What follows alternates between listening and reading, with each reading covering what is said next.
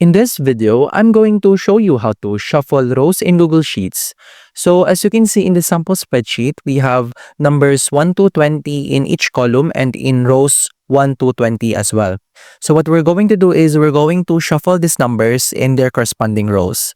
So to do that, the first thing that you need to do is to simply select the range of your rows. So click the first row in the range and long press shift, then click the last row in the range. So after doing this in the menu navigation, simply navigate to data, and in here on the submenu items, go to randomize range.